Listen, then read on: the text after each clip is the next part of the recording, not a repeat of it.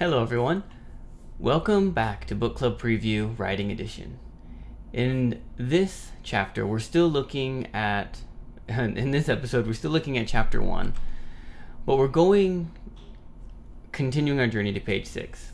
So this writer's note is a little bit about what I talked about in the last video for the last paragraph, example paragraph 2, giving instructions and using imperative form verbs.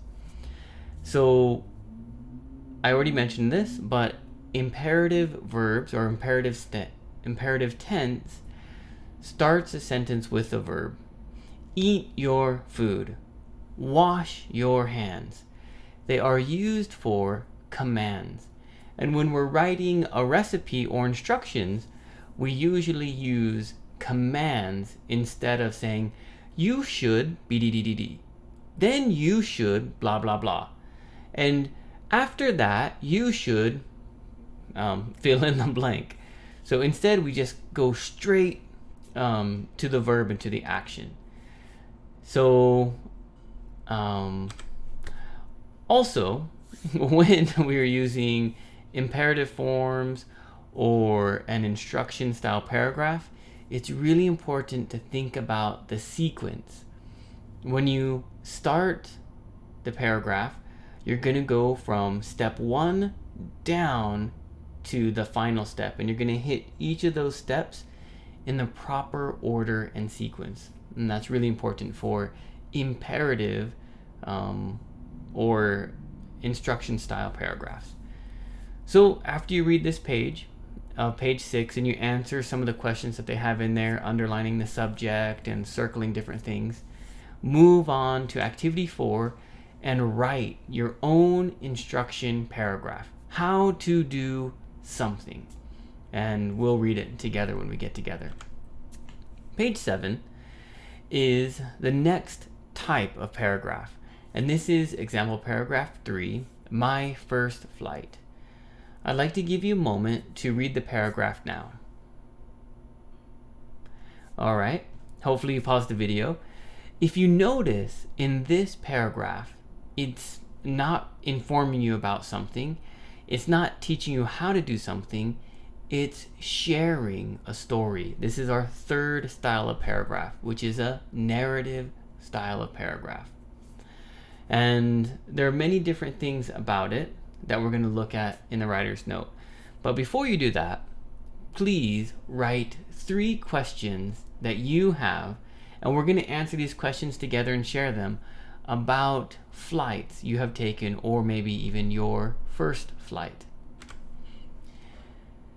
So in the writer's note, the important thing here when we're looking at narrative paragraphs is that the paragraph is all in simple past tense. Okay? That's just using the grammar. I went to Korea. I flew on a plane. Okay, just using past tense verb. Because in a narrative style story, you're probably going to talk about the past. It could be the future. It could be different other tenses. But most likely, it will be using simple past. Also, in this narrative style, there's oftentimes the word I. I flew to Korea. I rode on a plane. I ate this kind of food. We want to be careful not to use I too much in our paragraph, but the person telling the story is I. And so it gives you that story kind of feeling when you read it. For activity 6, it asks you to write a funny event or maybe a happy situation that you went through, and you're going to tell this story. Think about your verbs. Are they being simple past? Are you using in the future? Or maybe even simple present?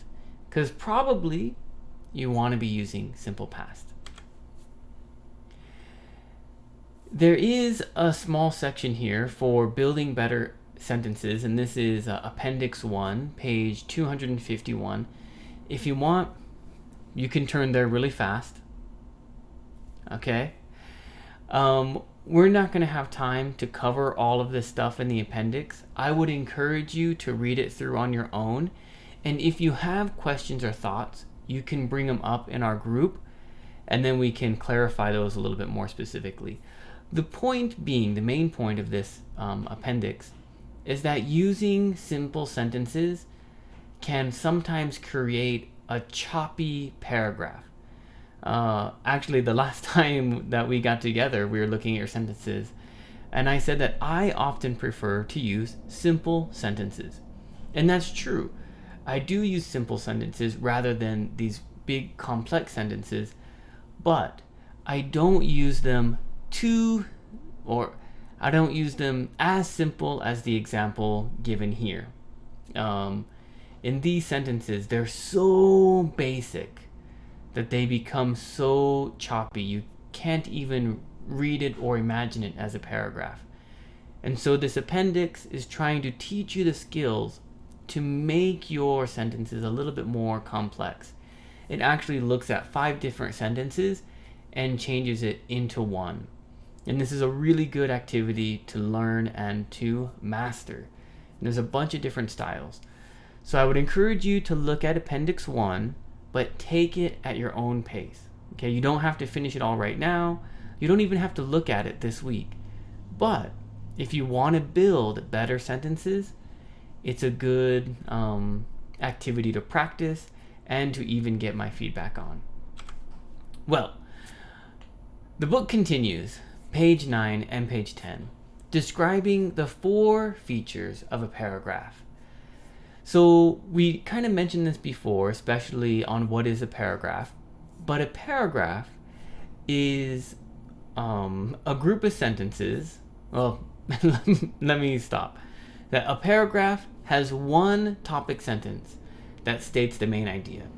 Okay, that is usually the first sentence and oftentimes the last sentence.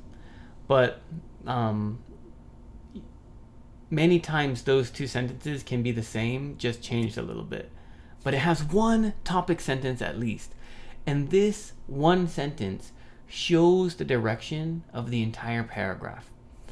And all of the sentences, number 2, in the paragraph are about that one topic. They don't talk about something else. It's all about that one topic. The first line of the paragraph is indented.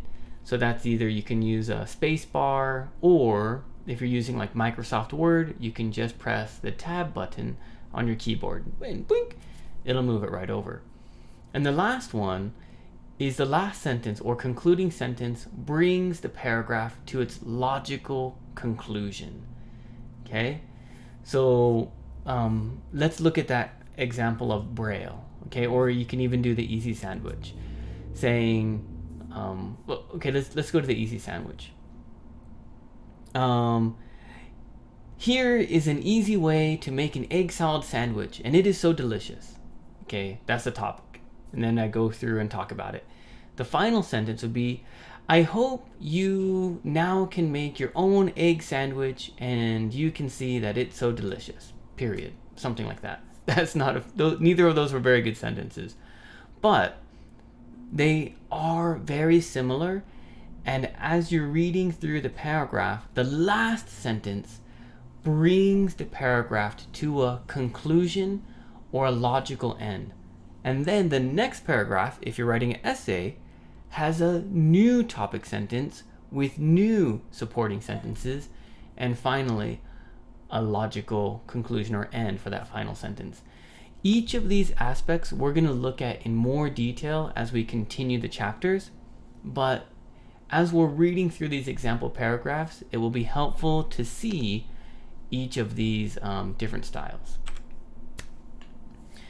Well, that's all the time that we have for today. We're not going to look at the example paragraph on page 10 because it just continues probably down to page 11 and 12, and I think that's going to be enough for today. Thank you so much for joining me, and I can't wait to see you guys later and talk about all these different writing styles. See you soon. Bye-bye. Hey, if you have any questions about the video today, please feel free to leave a comment in the comment section. If you had any other vocabulary words that you wanted to know what they meant, let me know. And also, if you're interested in maybe joining one of these book clubs, please leave a comment and I'll get back to you. Thank you so much for watching. Bye bye.